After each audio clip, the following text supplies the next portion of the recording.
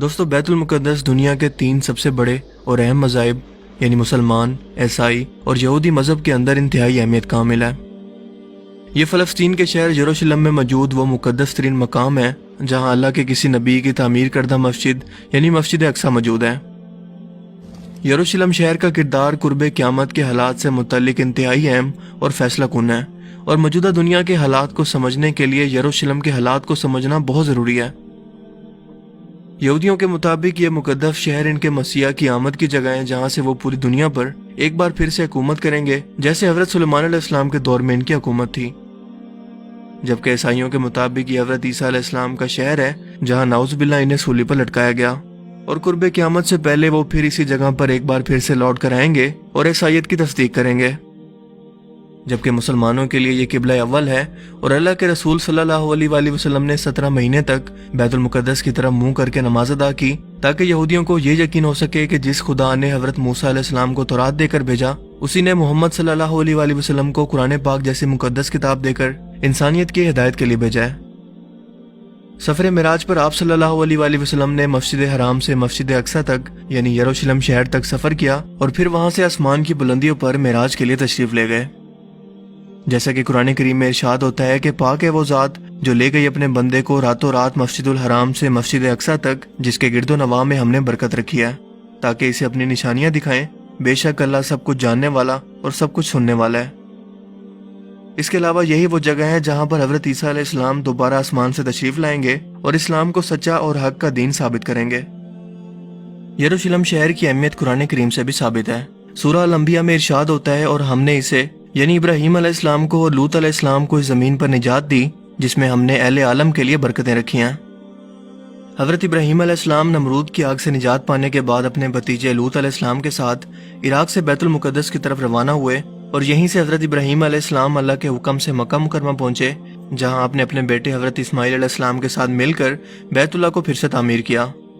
یعنی کہ یروشلم ایسی مقدس سرزمین ہے جسے اللہ تعالیٰ نے آل ابراہیم یعنی ابراہیم علیہ السلام کی نسل کے لیے اور آنے والے پیغمبروں اور دین یعنی یہودی، مسلمان اور عیسائیت کے لیے فیصلہ کن مقام بنایا ہے، کیونکہ ظاہر ہے کہ ان تینوں مذاہب میں سے سچا تو کوئی ایک ہی ہو سکتا ہے، اور یہی کردار قرب قیامت سے پہلے یروشلم کو ادا کرنا ہے۔ یعنی یہ شہر قرب قیامت سے پہلے صرف ایک دین کو سچ اور حق ثابت کرے گا، اور اسی لیے اس قدر اہمیت تینوں مذاہب کے اندر ہے۔ یروشلم ایک قدیم شہر ہے اور تقریباً 4000 سال پرانی تاریخ رکھتا ہے۔ یہ 2 مرتبہ مکمل طور پر تباہ ہوا۔ تاریخ میں اس پر 52 مرتبہ حملے بتائے جاتے ہیں، اور 44 مختلف قوموں کا اس شہر پر قبضہ ہوا۔ یہ تل ابیب شہر اور بحیرہ روم یعنی میڈیٹرین سی سے 60 کلومیٹر مشرق اور بحر مردار یعنی ڈیڈ سی سے تقریباً 33 کلومیٹر فاصلے پر جبل یہودا سے گرا ہوا ہے، جہاں یہودیوں کی 3000 سال پرانی تاریخ، عیسائیوں کی 2000 سال، جبکہ مسلمانوں کی 1400 سال پرانی تاریخ موجود ہے۔ یہاں اس وقت 64% یہودی آبادی، 32% مسلمان اور صرف 2% عیسائی موجود ہیں۔ ہیکل کی مغربی دیوار جو کہ ایک واحد سٹرکچر اس وقت ہیکل سلیمانی کا موجود ہے، یہودیوں کے لیے اس وقت دنیا کی سب سے مقدس ترین جگہ ہے۔ اس شہر کے بارے میں اللہ پاک قرآن کریم میں ارشاد فرماتے ہیں کہ جس بستی کو ہم نے ہلاک کر دیا تھا اس پر حرام ہے کہ وہ وہاں جائیں، حتیٰ کہ یاجوج ماجوج نکل جائیں گے اور تمام بلندیوں سے اترتے نظر آئیں گے۔ دوستو، یہاں ہلاک ہونے والی بستی سے مراد یروشلم شہر ہے، جس پر یہودیوں کی بدعمالیوں کی بدولت 586 قبل مسیح میں بابل عراق کے بادشاہ بخت نصر اور پھر ٹائٹس نامی بادشاہ نے حملہ کر کے اس شہر کو مکمل طور پر تباہ کر دیا اور لاکھوں یہودیوں کو غلام بنا کر اپنے ساتھ لے گئے۔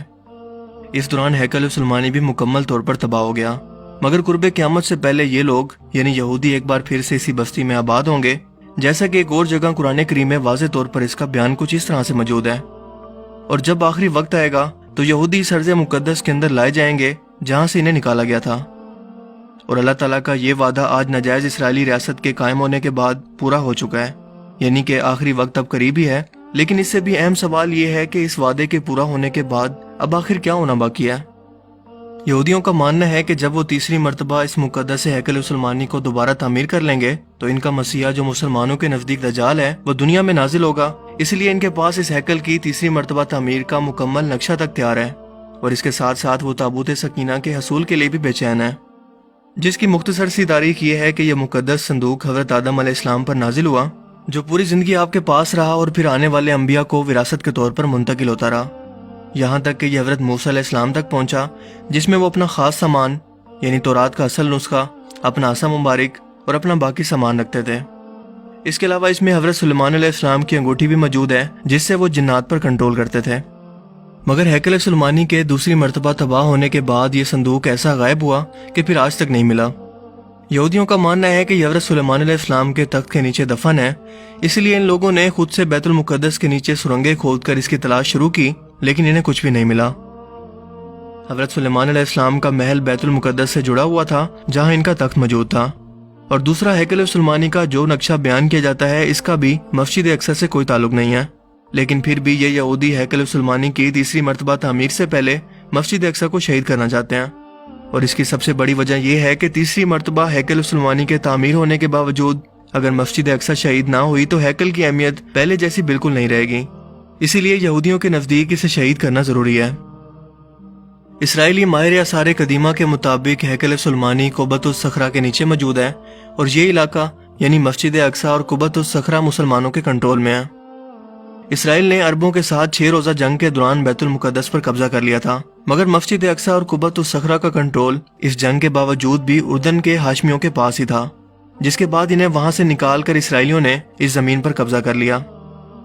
اس کے بعد ہیکل کی تعمیر کے اندر مزید تیزی آ چکی ہے، جو کہ ان کا صدیوں سے خواب ہے، کیونکہ ان کا ماننا ہے کہ اس کے بعد ہی مسیح دجال کی اس دنیا کے اندر آمد ممکن ہوگی، اور اسی مقصد کے لیے باقاعدہ ایک تنظیم دی ٹیمپل انسٹیٹیوٹ قائم ہے۔ لیکن ایک اہم بات کہ اس ہیکل کی تعمیر کے ساتھ ایک بڑی خون ریزی کا بائبل کے اندر بھی ذکر ہے، جس کی تصدیق یہودی بھی کرتے ہیں اور کہتے ہیں کہ یہ 7 سالہ لمبا عرصہ ہوگا، کیونکہ پہلے 3.5 سال کے اندر دنیا کی 1/4 آبادی ماری جائے گی، اور اس کے بعد انسانوں کے مرنے کے دوسرے دور کا آغاز ہوگا، جس میں دنیا کی مزید 1/4 آبادی موت کا شکار ہوگی۔ دوستو، اس وقت دنیا کی آبادی تقریباً 7 ارب ہے۔ اگر ان پیشن گوئیوں کو درست مان لیں تو 7 سال کے اندر 3.5 کروڑ لوگ صرف اس تنازع کے اندر مارے جائیں گے۔ ان کے مطابق پہلے مرحلے کے اندر خون ریزی مشرق وسطی سے لے کر مشرق وسطی ایشیا اور شمالی افریقہ، جبکہ دوسرے مرحلے کے اندر عراق کے دریائے فرات سے لے کر یروشلم کے علاقوں تک پھیل جائے گی۔ دوستو، کچھ ہی عرصے پہلے تک اسرائیل ایک شدید سیاسی بحران کا شکار تھا، لیکن اس کے وزیر اعظم بنجامن نیتن یاہو اور اپوزیشن کے درمیان ایک پولیٹیکل ڈیل کے بعد یہ بحران آخرکار ختم ہو گیا، اور اب دونوں پارٹیز یعنی اپوزیشن اور گورنمنٹ ایک ہی پیج پر ہیں، جو کہ مسلم دنیا کے لیے ایک بڑے خطرے اور وارننگ سے کم نہیں ہے، کیونکہ دونوں نے مل کر امریکہ کے ساتھ ایک ایسا تحریری معاہدہ کیا ہے جس کے مطابق 1 جولائی 2020 کو فلسطین کے مغربی علاقے غیر قانونی اسرائیلی بستیاں اور وادی اردن مستقل اسرائیلی قبضے کے اندر جانے والی ہیں، جسے امریکہ اور اسرائیل کے درمیان ڈیل آف سینچری کا نام دیا گیا ہے۔ اس کے مطابق جون کے بعد اسرائیلی فوج یروشلم اور مغربی کنارے کے گرد اپنی پوزیشنیں سنبھال لیں گی، اور 1 جولائی سے ان علاقوں پر اسرائیل مستقل ان علاقوں کا اپنے ساتھ الحاق کا اعلان کرے گا، اور یہ کوئی خفیہ پلاننگ نہیں ہے، بلکہ اس منصوبے کو تحریری شکل دے کر اور دستخط کر کے دنیا کے سامنے پیش کر دیا گیا ہے، جو مسلمانوں کے لیے، عالمی اداروں اور انسانی حقوق کی تنظیموں کے لیے کھلا چیلنج ہے۔ آپ کو بتاتا چلوں کہ فلسطین کا یہ مغربی کنارہ یا ویسٹ بینک وہ علاقہ ہے جو 3 طرف سے اسرائیل اور مشرق میں اردن سے گرا ہوا ایک سرسبز و شاداب علاقہ ہے، جس کے شمال مغرب کے اندر بحر مردار یعنی کہ ڈیڈ سی موجود ہے، اور یہی وہ علاقہ ہے جہاں پر یروشلم شہر موجود ہے۔ یہ مغربی علاقہ 22 لاکھ آبادی پر مشتمل ہے، جہاں اسرائیل پہلے ہی کچھ علاقوں پر قبضہ کر کے اپنی آبادیوں کو بڑھانے کی کوشش کر رہا ہے، اور اب تک ان بستیوں کے اندر تقریباً 4 لاکھ کے قریب یہودی آبادی موجود ہے، کیونکہ اسرائیل جب بھی چاہتا ہے یہاں پر غیر قانونی تعمیرات شروع کر دیتا ہے، جیسے اس سے کوئی پوچھنے والا ہی نہیں ہے۔ لیکن دنیا کے 57 اسلامی ممالک نے نہ تو اس کی مخالفت کی اور نہ ہی کوئی مذمتی بیان سفارت خانے سے تو دور سوشل میڈیا اکاؤنٹ سے بھی نہ دیا۔ اس صدی کے سب سے بڑے منصوبے کے نام سے ہی آپ یہودیوں کے عزائم کا اندازہ لگا سکتے ہیں کہ یہ منصوبہ ان کے لیے کس قدر اہم ہے، جو کہ 180 صفحات پر مشتمل ہے، اور اسرائیل کو ان مغربی علاقوں کے ساتھ فلسطین کے 50% حصے پر مکمل اختیار اور کنٹرول دے رہا ہے، جبکہ فلسطین پر یہ پابندیاں مزید سخت کر رہا ہے، جو کہ ہماری آنکھوں کو کھولنے کے لیے کافی ہے۔ جس کے بعد مسجد اقصی اور قبۃ الصخرہ کو شہید کر کے تھرڈ ٹیمپل کی تعمیر کو ایک قانونی حیثیت مل جائے گی، کیونکہ یہ مکمل طور پر قانون کے تحت اسرائیلی قبضے کے اندر چلا جائے گا، اور فلسطینی عوام اس کے خلاف احتجاج بھی نہیں کر سکے گی۔ اس منصوبے کے تحت یہاں پر 30 بستیاں، 8 غیر قانونی پورٹس اور کئی قصبے تعمیر کیے جائیں گے، جبکہ عالمی برادری کا اگر کوئی سخت رد عمل آیا بھی تو اس معاہدے کے مطابق امریکہ اسے کنٹرول کرے گا، اور ہوا میں گھومتے ہوئے ہیلی کاپٹر ہر لمحہ مجاہدین کی معلومات اور ان کی نقل و حرکت کو نوٹ کر رہے ہیں، تاکہ وقت آنے پر یہ شدید رد عمل اور اچانک حملہ کر سکیں۔ लेकिन मुसलमान हुक्मरानों ने तो जैसे चुप का रोजा रख रखा है, सिवाय तुर्की के किसी को भी इस पर मुजम्मती बयान तक देने और सख्त मौकफ अपनाने की जरूरत नहीं हुई। जबकि इस वक्त इस गैर कानूनी और गैर इंसानी आबादकारी को रोकने के लिए पूरी दुनिया के सामने इसे उजागर करना इंतहाई जरूरी है, ताकि पूरी उम्मत मुस्लिमा इकट्ठे होकर इस पर वाजे और सख्त मौकफ को अपना सके। इसराइल को सिफारती और तिजारती बाइकआउट की धमकी देकर फलस्तीनियों की हर मुमकिन मदद की जाए, वरना फलस्तीन पर होने वाले जुल्म के अंदर और कत्ल में हम मुसलमान भी शामिल होंगे। लिहाजा अब यह सूरत हाल वाज़ेह हो चुकी है कि इस शहर यरूशलेम का किरदार न्यू वर्ल्ड ऑर्डर और कुर्बे क़यामत से मुतल्लिक यहूदियों के लिए इस कदर अहम क्यों है,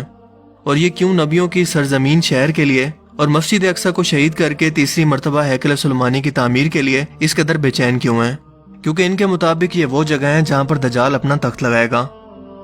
यरूशलेम आधा ही पहले छीना जा चुका है, और अगर मगरबी किनारे से भी ये इसराइल का हिस्सा बन गया तो ना सिर्फ इसराइली रूहानी तौर पर मजीद ताकतवर हो जाएंगे, बल्कि इनके हौसले भी न्यू वर्ल्ड ऑर्डर के लिए और मजबूत हो जाएंगे, और हम लोग हमेशा की तरह सिर्फ मुजम्मती बयान देते रह जाएंगे। जैसा कि माजी के अंदर होता आ रहा है कि इस्लामी ममालिक से इस मसले की तवज्जो हटाने के लिए इसराइल हर बार इन इस्लामी ममालिक के अंदर इंतशार फैलाकर इन्हें अपने ही मसलों के अंदर उलझाने की कोशिश करता है, ताकि इनकी बैतुल मुकद्दस के मामले पर कभी तवज्जो जा ही न सके। और अब की बार भी यकीनन ऐसा ही होगा। लिहाजा हमें अपनी आंखें खुली रखने की जरूरत है,